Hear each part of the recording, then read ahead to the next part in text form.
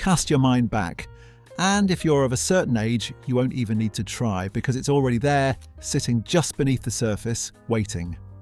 The milkman has already been and gone, leaving glass bottles on the doorstep without knocking because the note your mother left out the previous evening told him exactly what was wanted.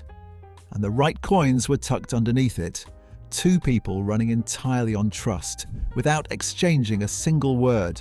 Somewhere down the street, a group of children are already out, coats half buttoned, disappearing around the corner in the direction of somewhere their parents couldn't quite name and didn't particularly need to know. The front door is open. It's nearly always open. Something existed in this country during that decade that we have never quite managed to hold on to. And once you understand what it actually felt and looked and smelled like, you'll find yourself asking how exactly we let it slip away. This is what it was really like to live in Britain in the 1960s. Let's start where life actually happened. Not in the town centre, not at school, not even inside the house, but on your street, because in 1960s Britain, your street wasn't just the road you lived on, it was the entire world, or near enough. You knew it the way you knew your own face. Every garden, every gate, every cracked paving slab you'd been stepping over since you were old enough to walk without holding someone's hand. You knew which neighbour kept the best garden, which one would give you a clip round the ear if you knocked a football into their roses, and which one, if you were lucky, would hand you a biscuit through the kitchen window without your mum even knowing. Front doors were left open on warm days, not as a statement, simply as a habit, because there was nothing unusual about anyone walking up your path and knocking, and nothing to fear from the world on the other side of your doorstep. What strikes people most, looking back, is just how physical and immediate life was. Children as young as 7 or 8 roamed several streets from home without a second thought, without their parents giving it a second thought either, building dens on bomb sites that hadn't yet been cleared, playing knock and run on neighbours who secretly didn't mind at all, scraping their knees on the pavement and dusting themselves off without anyone needing to fill in a form about it. You were outside, you were moving, you were interacting with the actual world around you, not a screen version of it. It was a childhood built on freedom and fresh air and the quiet, entirely unspoken understanding that the whole street was watching over you, even on the afternoons when it didn't look remotely as though it was. Then we get to your home. Step inside a typical British home in the early 1960s and the first thing you'd notice, before anything else, is that it was cold. Not cold in the way we use that word today, meaning the boiler hasn't quite caught up with the morning.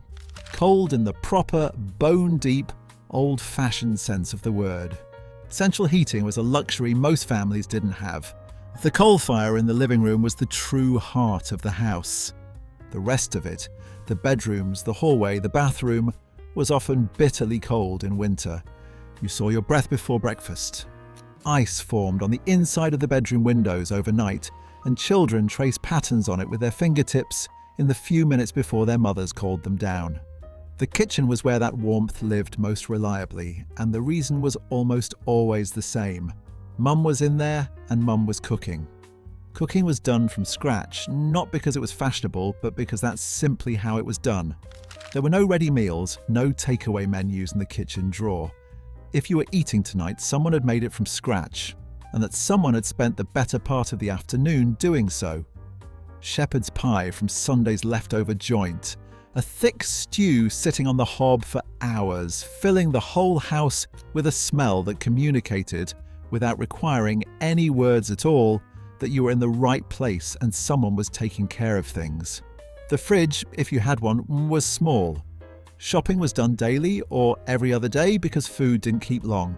You went to the butcher for your meat, the baker for your bread, the baker. The evenings brought the family into the living room, and gathered is precisely the right word because there was one television, one set of programs, and no question of anyone retreating somewhere else. For most of the decade, one channel. You watched what was on, and you watched it together. The whole family reacting to the same moment, at the same moment. Now, let's take a walk down the high street, because in the 1960s, that's where life happened. every town had one, not a retail park on the edge of a bypass, not a cluster of chain restaurants around a car park nobody wanted. A proper high street with proper shop fronts, and the kind of variety that comes from dozens of businesses each doing one thing well, each with their own personality. You could walk the length of it and the street told you something true about the town, who lived there, what they valued, how they spent their Saturdays. Woolworths was the great equaliser, the one shop that served everyone from the grandmother buying knitting needles to the 10-year-old at the pick and mix counter. You took your little white bag and made your selections with the seriousness of someone signing a legal document. Marks and Spencer was where your mum bought the good stuff, the clothes that lasted, the food that felt slightly posh. Burton's for a suit, Freeman, Hardy and Willis for shoes, Timothy White's for your aspirin and shampoo. And if you lived in a northern town, the Co-op was practically a way of life. You knew your mum's divvy number the way you knew your own birthday. Saturday afternoons were an occasion and people dressed accordingly. You put something on, a proper coat, a decent pair of shoes, because going into town meant being seen, and being seen meant taking some care. The Wimpy Bar deserves its own moment here. For a generation of British children, this was fine dining. A proper burger, not fast food as we understand it today, but a sit-down experience with a waitress and a paper doily. You lingered.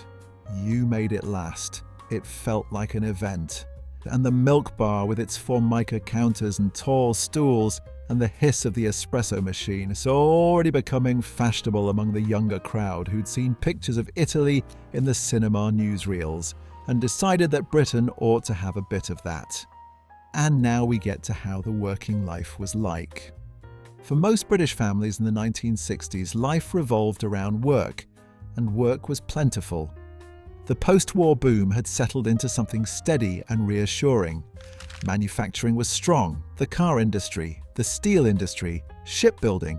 These were the pillars of British working life, and they employed hundreds of thousands of men in towns and cities across the country.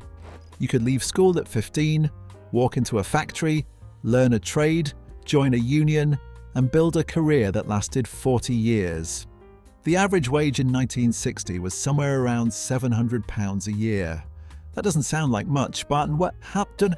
But a semi-detached house in many parts of England cost between £2,000 and £3,000.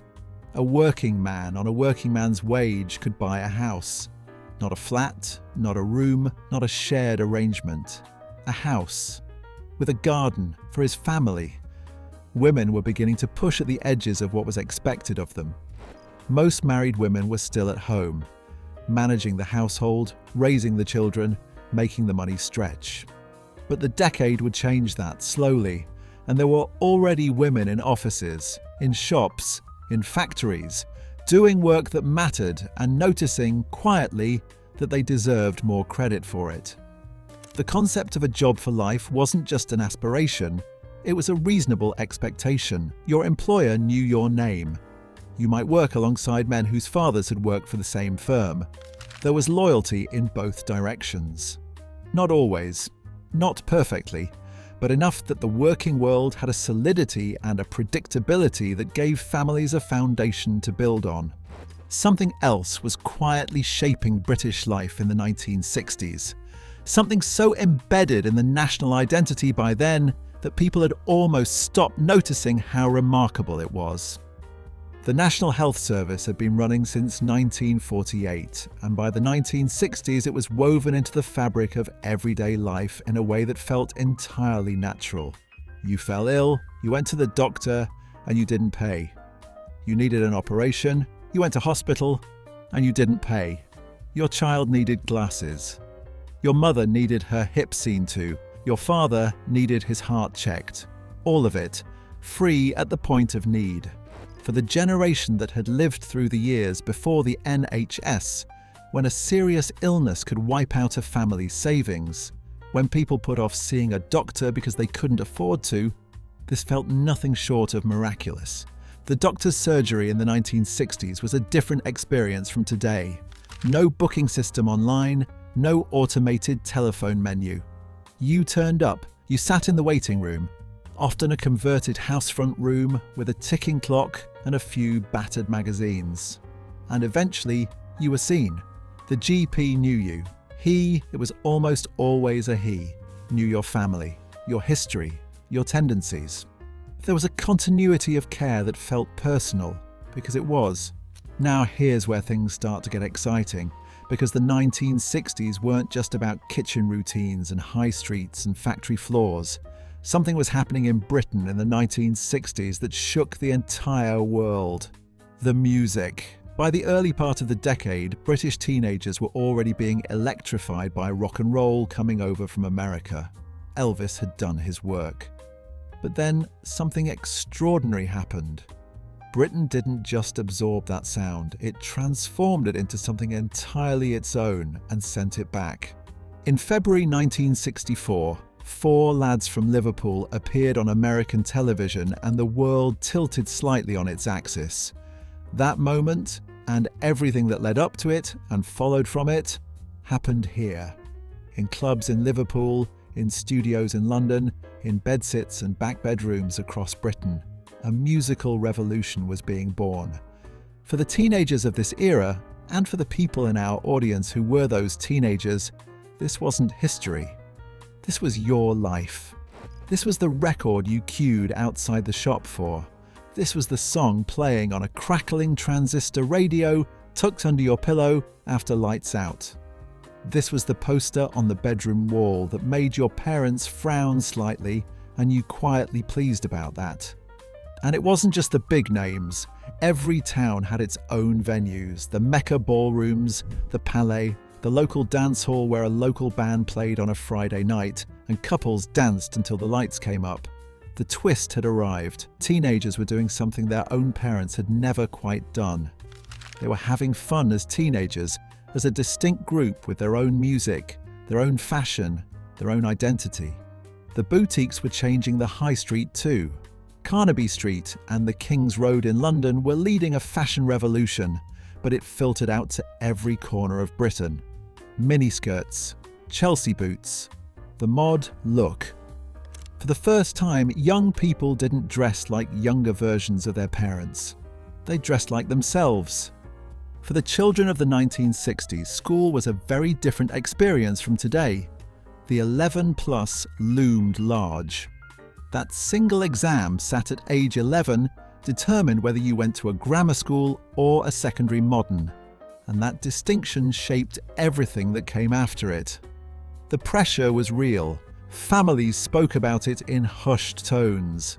Passing meant one kind of future, not passing meant another. It was a system that had its champions and its fierce critics, and the debate about it runs, in some parts of the country, and to this very day. Inside the classroom, discipline was firm. Teachers commanded authority not always through kindness, but through expectation. The cane was still in use in most schools. You stood when a teacher entered the room. You didn't speak unless asked. Rote learning, times tables recited in unison, spellings tested every Friday, was the foundation of education. And yet, for all the strictness, there were teachers in this era who changed lives, who spotted a quiet child at the back with something to offer and drew it out of them, who made history feel alive, who read stories aloud with genuine passion, who lit a fire in young people that burned for decades afterwards. School dinners deserve a mention because they were an institution in themselves. Lumpy mashed potato, liver on Thursdays that divided opinion entirely, semolina pudding with a blob of jam. It was food that no one would call refined, but it was hot and it was filling, and for some children, it was the best meal of their day. After school, the street reclaimed you. Homework was done, eventually, but first there was playing out. There was a simplicity to how children entertained themselves that now seems almost impossible. A ball, a length of rope, a couple of chalk marks on the pavement. Hours gone, just like that. If childhood in 1960s Britain had a high point, a golden moment that lives in the memory long after everything else has blurred, It was the summer holiday. For most families, this meant one place, the British seaside. Blackpool, Scarborough, Weston-super-Mare, Cleethorpes, Margate, Rhyl. These weren't second choices, they were the destination. The family packed into the car, onto the train, with more luggage than seemed strictly necessary, and headed for the coast. The boarding house was the accommodation of choice.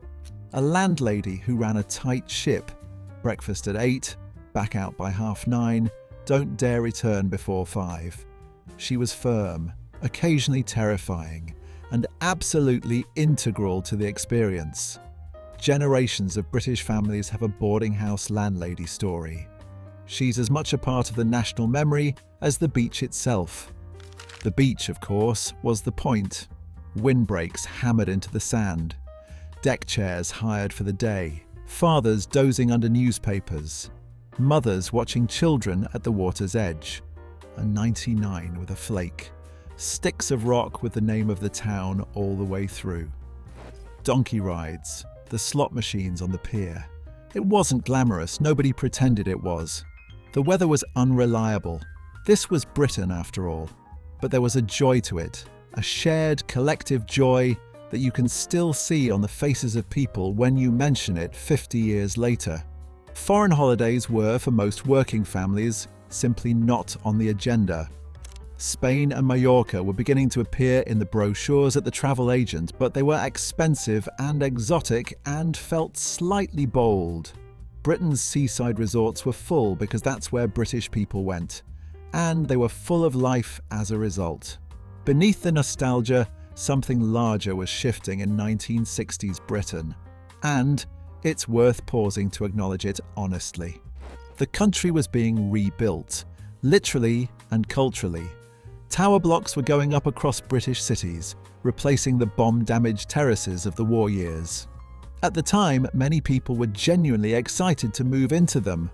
Modern flats with indoor plumbing, central heating, hot running water. Things that had not always been guaranteed in the back-to-backs they were leaving behind.